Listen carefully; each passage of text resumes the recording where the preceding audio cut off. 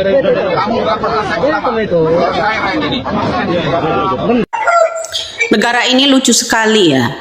Kalau ada orang yang berbicara tentang bencana disebabkan longsor-longsor itu penyebabnya adalah penggundulan hutan di sana di mana banyak yang namanya usaha Bapak Luhut Binsar Panjaitan, sama pemimpinnya juga, ya kan?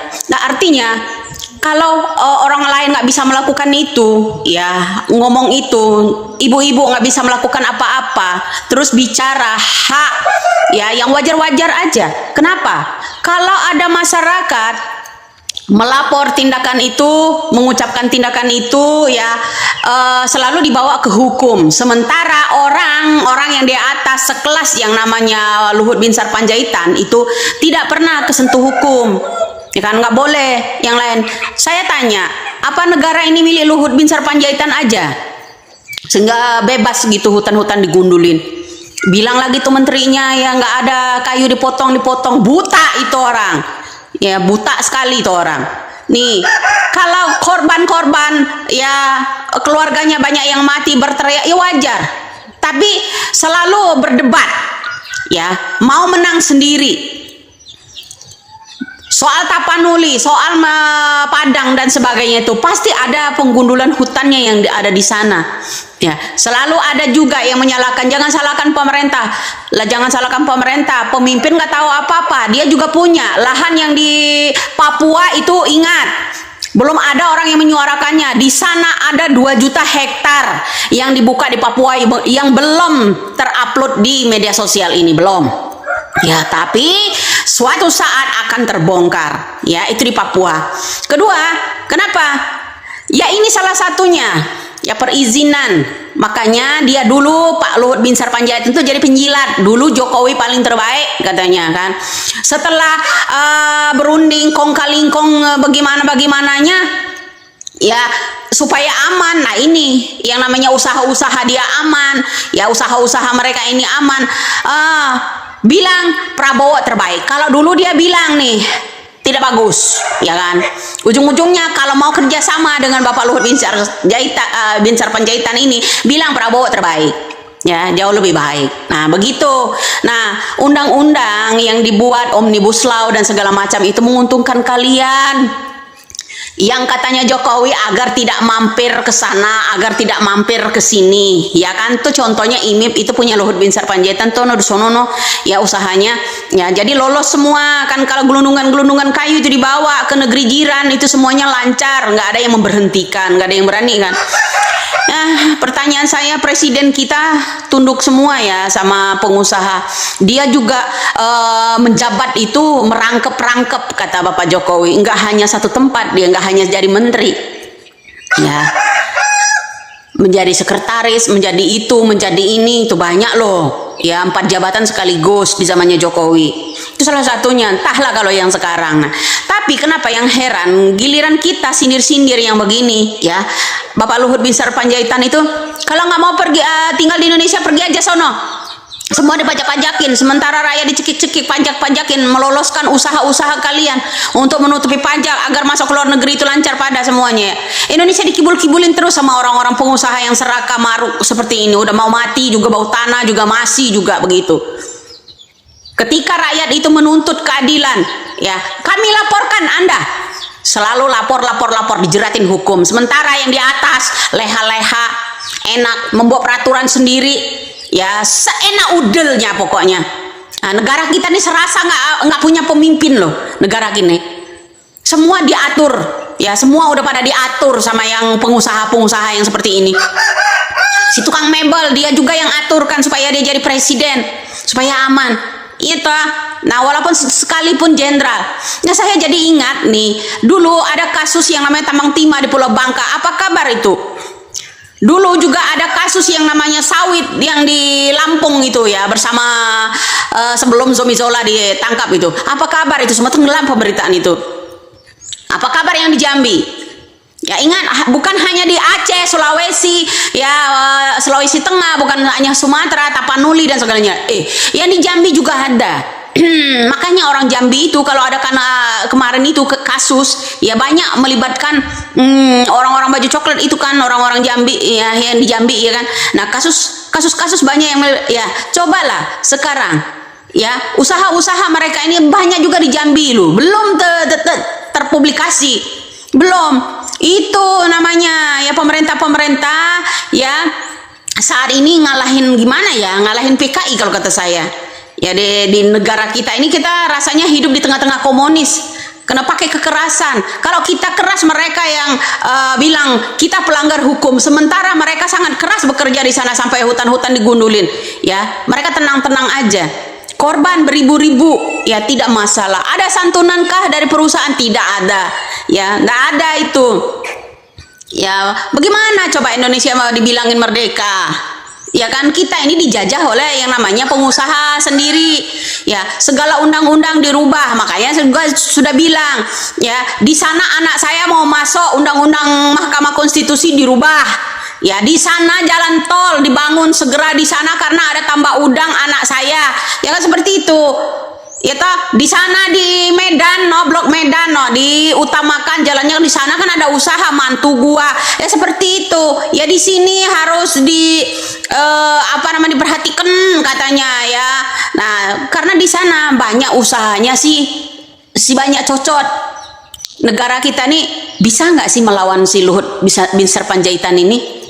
Bisa nggak kira-kira? Nah, negara kita ini digenggam, diatur loh. Dulu yang paling saya muak dengarnya Jokowi paling terbaik, Prabowo tuh enggak. Ya ngapain ya, orang pelanggar HAM katanya pilih. Begitu dia jadi penjilat tulen ya, dia bilang begini, Prabowo yang terbaik. Salah satu kalian mikirlah di sana, siapa dia? Penjilat itu begitu, supaya usaha-usaha mereka tuh aman. Ya, undang-undang yang dibuat masuk draft itu dulu, undang-undang omnibus law dan segala macam usaha pengusaha segala macam. Nah, kalau kamu teriak-teriak orang asing, orang negara asing itu udah banyak gulung tikar pulang ke negaranya sendiri, pabrik-pabrik banyak, makanya rakyat Indonesia itu banyak pengangguran. Pabrik-pabrik Cina, Jepang segala macam pulang loh ke negaranya sendiri. Ya akibat undang-undang yang dibuat mereka untuk menguntungkan mereka, bukan rakyat. Jangan selalu jual-jual rakyat. Rakyat terus yang dijual. Walaupun itu undang-undang mereka yang perbaharui bilang lagi menguntungkan rakyat. Rakyat terus yang dijual. Mabok gua dah sama yang namanya omongan-omongan pejabat tinggi model-model begitu. Pemimpin-pemimpinnya hanya iming-iming, ya, mau nangkap yang namanya koruptor, mau nangkap yang ini harus dibasmi pembalak liar. Aduh, omong kosong itu, omong kosong semua, ya omong kosong, ya. Mau nangkap yang namanya 100 hari jadi presiden, nangkep para koruptornya banyak di jidatnya itu, ya koruptor itu banyak di jidatnya itu. Mana dia berani, dia cabut kuku sendiri, ya kan? Mana berani? Ada lagi nih, ya. Kemarin dia pidato segala macam aman, segala macam terkendali. Semuanya omong kosong itu. Semuanya ditutup-tutupi. Tapi mudah-mudahan ya orang asing itu menyorot semua ya keadaan di Indonesia sekarang ini lagi kacau. Ya kan? Bener kan kata yang namanya Trump? Indonesia lebih sengsara. Datanya mereka juga dijual. Gitu, bener enggak? Suatu saat terkuak semua loh. Ya terserah lo mau komen apa tentang apa yang saya sampaikan, terserah. Ya. Sok jijai lo. Menderita selamanya lu sana, rasain lu pada akibat salah pilih lu pada ya. Begitu jadinya penderitaan, baru teriak-teriak sekarang. Dulu saya teriak-teriak latar.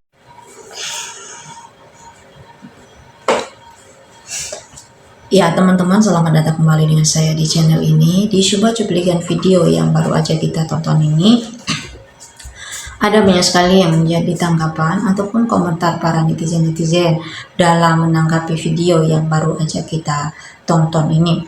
Nah, di sini ada yang mengatakan yaitu tentara tapi pembunuh rakyat, kejam sekali. Kasihan rakyatnya, bongkar terus semua Bu Widya. Kita dampingi ibu, tak perlu takut demi kebenaran. Luhut Menteri serasa presiden. Luhut ingin hidup 1000 tahun lagi supaya bisa menikmati hasil duit kekayaan. Tapi Luhut lupa bahwa umur dan usia manusia ada batasnya, pasti akan mati juga. Di Kalimantan, di Aceh, di Papua, di Sulawesi semua dirampok oleh Luhut. Saya tidak percaya sama pemerintah karena isi pejabat bangsa maling. Lanjut lagi. Dikritis sudah tidak mempan. Untungnya kita rakyat Indonesia ini bisa hidup mandiri walaupun jadi jongos di mana-mana. Setuju, Presiden sampai Dr. Andus dikondisikan membodohi rakyat. TNI, polisi adalah alat kekuasaan, jadi kelompok penjajah di negara ini. Tenang semuanya, kita rakyat kecil tak bisa berbuat apa-apa. Tapi ingatlah, Allah tidak tidur. Semua yang membuat kerusakan di negeri kita ini pasti akan mendapat balasan yang setimpal. Semoga bencana segera ditimpakan kepada orang-orang yang serakah ini yang merusak ekonomi dan menyengsarakan rakyat. Ingat, umurmu sebentar lagi akan menghadap Allah. Bagaimana kau mempertanggungjawabkan perbuatanmu memimpin rakyat? Oknum TNI yang berkhianat terhadap bangsa dan negara, mau jadi pejabat sudah ada niat, memang mau jahat. Sejak dulu lagi kalau rakyat bertindak yang atas nama mau menang sendiri. 2 kali rakyat salah pilih pemimpin perampok negara, kok pilih. Lanjut lagi. Pilih Jokowi 2 periode, salah pilih, salah besar karena beliau juga memperkaya diri. Bangun IKN di Kalimantan itu proyek besar Jokowi. Duit negara habis, rakyat sengsara. Jokowi tak pernah menaikkan gaji PNS dan juga pensiunan karena beliau berkuasa. Ini takut kalau keluar uang negara.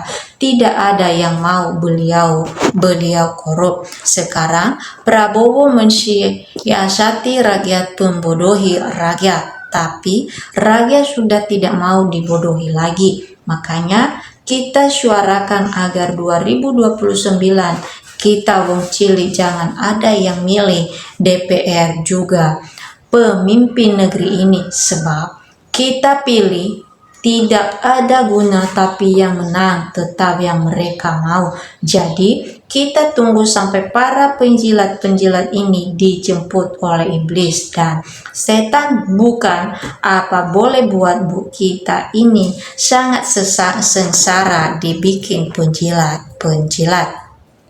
Lanjut lagi.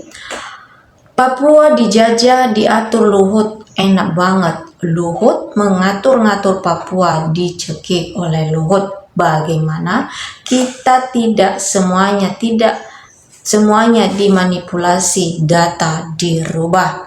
Penjahat HAM berat. Sehat selalu Ibu Widya, berjuanglah terus untuk rakyat kecil yang selalu dibodohi pejabat-pejabat yang jolim. Terima kasih untuk Ibu Widya. Betul apa yang dikatakan Ibu, rakyat ditindas terus. Untuk apa masih kurangkah kekayaanmu? Ingat usia. Serahkah kepada karma, lebih pedih kalau karma sudah bekerja, itu pasti. Ibu Widya, terima kasih Anda mewakili rakyat Indonesia yang tidak berani bersuara. Teruskan bersuara demi keadilan. Mudah-mudahan didengar oleh Prabowo. Kiranya Tuhan juga mendampingi dan melindungi Ibu Widya. Kami doakan. Ada yang tahu kumpulan celoteh Ibu Widya? Saya lupa. Yang lama-lama rakyat pada kelaparan. Harga barang semua baik, gaji gak naik, pengangguran di mana-mana. Kejahatan di mana-mana, yang miskin tambah miskin, saking tidak punya uang akhirnya mencuri untuk sesuap nasi. Lanjut lagi. Mbak Widya teruslah menyuarakan kebenaran, mewakili suara hati masyarakat luas. Sehat selalu Ibu, itu benar Ibu top. Shalom Masyang Ibu Widya dan Bapak dan penyiar. Terima kasih kritiknya luar biasa, tambah bongkarnya. Nah, teman-teman, inilah yang menjadi tanggapan ataupun komentar para netizen-netizen dalam menanggapi video yang barusan kita tonton ini. Nah, tentu juga kalau ada teman-teman yang lain yang mau memberikan tanggapan ataupun komentar, silakan.